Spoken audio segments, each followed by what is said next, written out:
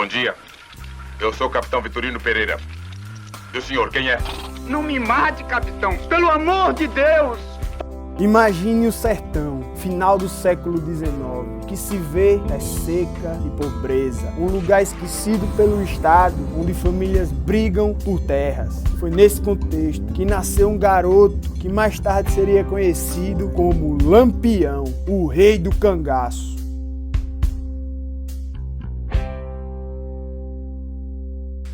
Virgulino Ferreira da Silva nasceu no dia 4 de junho de 1898, no sítio Passagem das Pedras, às margens do Riacho São Domingos, na cidade de Vida Bela, hoje chamada Serra Talhada, no estado de Pernambuco, região nordeste do Brasil. Virgulino foi o terceiro filho de uma família de 9. Passou a infância brincando com seus irmãos. Se alfabetizou indo às aulas por 3 meses. Tempo suficiente para o menino aprender a escrever algumas coisas e poder começar a mandar suas cartas. No caso, ele trocava cartas, usava óculos, o que para pessoas daquela região já era muita coisa. Até os seus 21 anos de idade, trabalhou como artesão com seu pai. Eram 2 famílias, viviam em disputa naquela região. Aquele esquema de novela, tá ligado? Mezenga e Berdinazzi. E a família de Virgulino acabava também se envolvendo na bagaceira. Um certo dia, a bagunça foi tanto, um remeleixo, que teve até polícia. Na troca de tiro, pipoco pro lado, pipoco pro outro, seu pai acabou morrendo. Falecido, Virgulino chorava. O ano era 1919. E esse foi o ponto de virada. O garoto Virgulino ficou marcado com aquilo e acabou cultivando um ódio tremendo pela polícia. O cangaço já existia antes de Virgulino. Os cangaceiros eram grupos nessa região que praticavam roubos, metiam furtos e agiam como mercenários. Trabalhavam para algumas famílias, entendeu? Em 1920, Virgulino largou a profissão de artesão e entrou no bando de Senhor Pereira. Foi nesse bando que ganhou o apelido de Lampião. Muitos dizem que era devido à sua habilidade de atirar repetidas vezes, iluminando a noite com seus tiros.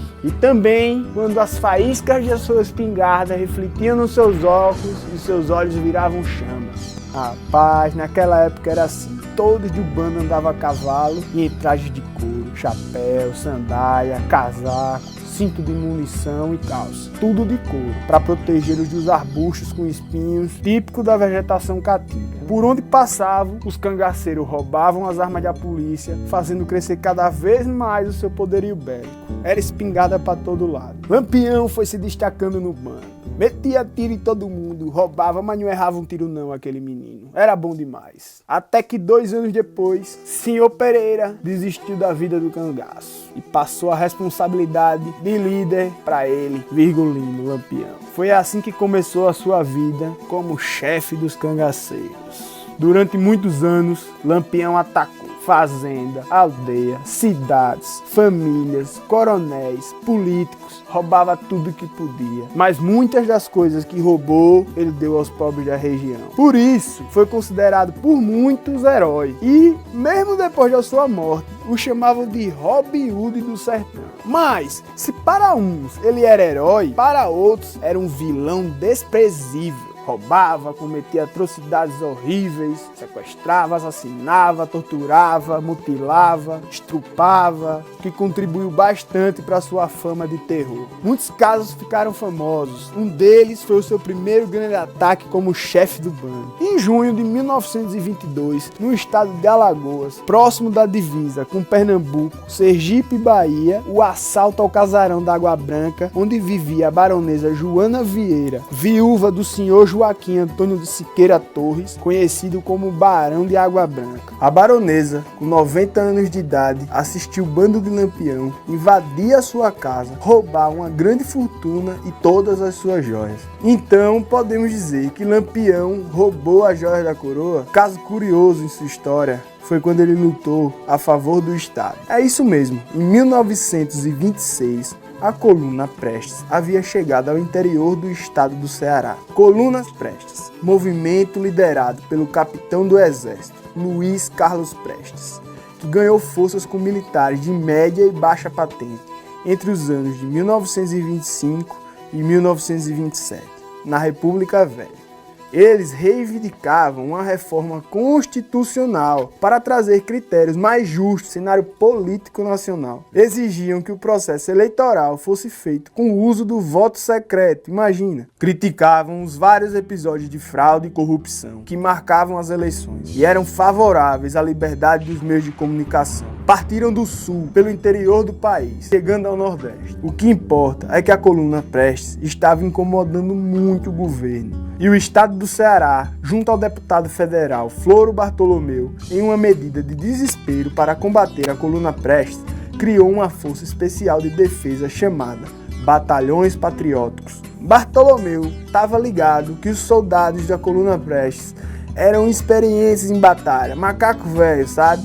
Ele precisava de toda a ajuda possível para combater. Então, sabendo os feitos e da fama de Lampião, prepara uma cartinha e pede para que o Padre Cício, painho Padre Cício, a entregasse ao cangaceiro e o convidasse para ver a cidade de Juazeiro. Na carta, o deputado Bartolomeu oferecia, em troca da ajuda na batalha contra a coluna Prestes, munição e armas do seu bando, que seria incorporado aos batalhões patrióticos. Também, Lampião seria nomeado capitão e absolvido de todos os crimes que havia cometido. Imagina só, com essa oferta e o convite de Paim Padre Cício, Lampião decide ir à cidade de Juazeiro com seu bando, onde é recebido pela população curiosa para ver o rei do cangaço. Ele encontra Padre Cício e um representante do estado.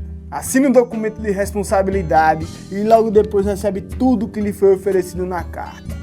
Espingarda, barra, bala pra meter em todo mundo. Lampião começa a ser chamado pelo bando de Capitão Virgulino, o famoso Capitão Virgulino, e parte à caça da coluna Prestes. A partir deste momento, tudo é nebuloso. Não se sabe ao certo se ele chegou a enfrentar a coluna Prestes. Acredita-se que eles nunca nem tenham se encontrado. Mas há quem diga que chegou a haver pelo menos uma batalha. Se sim e se não, o que houve é que mesmo com o acordo no Ceará, Lampião continuou sendo perseguido e procurado. Então, Lampião decidiu romper o acordo, ficou com as armas, as munições, voltou para a vida do crime e ainda mais poderoso. Depois disso, ele se sentiu invencível.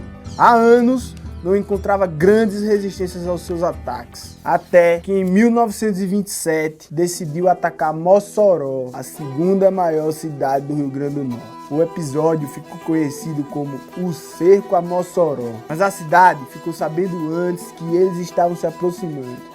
Na medida em que as cidades menores ao redor eram invadidas, a informação ia chegando em Mossoró e todo mundo se precavendo. O prefeito Rodolfo Fernandes foi avisado que retirou os civis e organizou soldados para resistirem ao ataque. Esse filho da peste não vai entrar aqui não. Quando o bando chegou às portas da cidade, antes do ataque, Lampião mandou um bilhete ao prefeito. Seu prefeito, me dê R$400 pra eu não matar todo mundo aí e não tocar fogo na sua cidade. Assinado Capitão Virgulino. O prefeito recusa. Lampião entra na cidade e acaba encontrando uma resistência armada. Mas os caras tiravam de cima, de baixo, de todo lado. A cidade inteira metendo pipoco em Lampião. Nesse ataque, grande parte do seu bando morre ou é capturado. Os caras não tiveram pena não, botaram pra engembrar. E Lampião foge com os demais sobreviventes. Bora embora, mano de filho de rapariga, os caras tão metendo bala, bora! Mossoró, então, fica conhecida como a primeira cidade a resistir ao bando de Lampião. Ixi, isso desestabilizou o grupo, incentivou outros a se defenderem. Foi um bafafá danado. Anos depois, em 1929, com seu bando ainda pequeno, ele conhece Maria Gomes de Oliveira.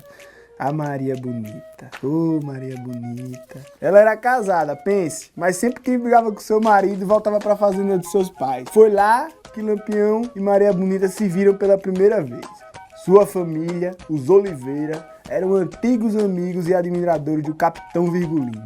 Eles foram se conhecendo e acabaram se apaixonando. No ano seguinte, Maria Bonita foi a integrar o bando, tornando assim a primeira mulher a participar do bando de Lampião.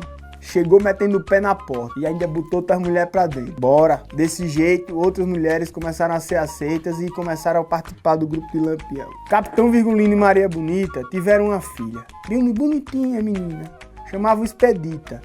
Ela foi morar na casa de um casal de vaqueiros da região, que eram conhecidos do casal. Maria Bonita ficou com Lampião até o final. Foram 8 anos. 8 anos de doidice. Mesmo com o bando não sendo como antes, a força e os ataques diminuindo, eles ainda incomodavam bastante. E como toda ação tem uma reação, as polícias dos estados da região criaram uma força especial para combater especificamente o cangaço. Eram os chamados volantes. Os caras que meteram bala em Lampião. No dia 27 de julho de 1938, Lampião e seu bando chegaram à fazenda Angico, no sertão de Sergipe, para acampar, dar aquela relaxada, ficar de boa, planejar o próximo saque. Eles consideravam lá um dos locais mais seguros para se esconder. E naquela noite de chuva, enquanto todo mundo dormia, os volantes se aproximaram nas suas dunas, 5 horas da matina, no momento em que alguns cangaceiros acordavam e rezavam: "Ô Pai Nosso que está no céu, santificado seja o vosso nome", foram cercados e pegos desprevenidos. Não se sabe se e quem os traiu. Os policiais da volante do tenente João Bezerra e do sargento Aniceto Rodrigues abriram fogo com metralhadoras portáteis. Por acaso, o sargento Aniceto Rodrigues era meu vô. Foram 20 minutos de troca de tiros no famoso Cerco da Morte dos Volantes. Alguns poucos até conseguiram escapar. Mais dos 34 cangaceiros presentes no acampamento, 11 morreram ali mesmo. Um dos primeiros a tomar tiros foi Lampião. Ele e Maria Bonita foram gravemente feridos e capturados. Os volantes confiscaram todo o dinheiro e as joias que estavam com o bando. Da parte que eu não me orgulho muito, eles mutilaram seus corpos e deceparam suas cabeças. Detalhe, Lampião e Maria Bonita ainda estavam vivos quando foram decepados. Ai, meu Deus do céu. Fique claro que eu não concordo com isso, mas meu avô era boca quente. Fez o que acreditava ser certo para a sociedade.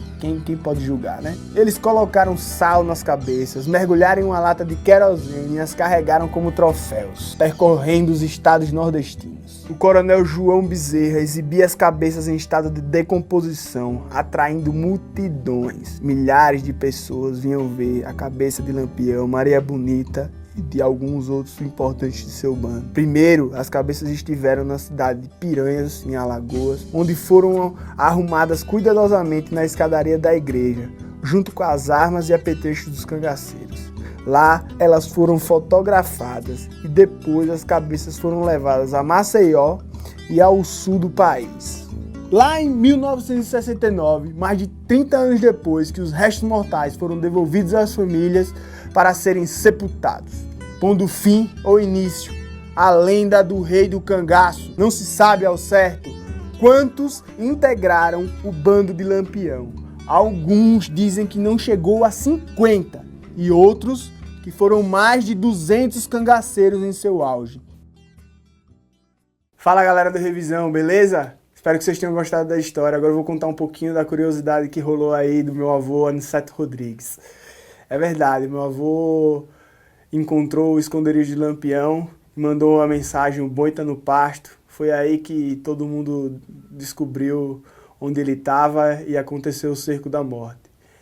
A parte que eles decapitam e levam as cabeças para passear por aí é uma parte que eu não fico muito à vontade, porque é uma coisa que eu não concordo, mas tudo bem, é a história, é o fato, eu não tenho como mudar isso, é da minha família, que eu vou fazer. Agora, depois que o meu avô voltou dessa jornada com as cabeças de Lampião e Maria Bonita, ele foi assassinado na frente da casa da minha avó, na frente do meu pai, na frente da minha tia. O meu pai tinha 5 anos, a minha tia tinha 7, a minha avó tinha uns 28, 30, e ele não chegou nem a descer do cavalo. Ele voltou em casa, estava todo mundo na porta esperando, porque sabia que era o dia de retorno dele, e os cangaceiros cercaram e fuzilaram ele na rua, antes de chegar à sua porta, antes de conseguir atravessar a rua. É isso. Meu pai teve que ver sem pai com 5 anos, assim como muitos outros daquela época também tiveram. Então, bola pra frente, vamos nessa, pensar positivo, revisão, estudar, que é nóis, é futuro.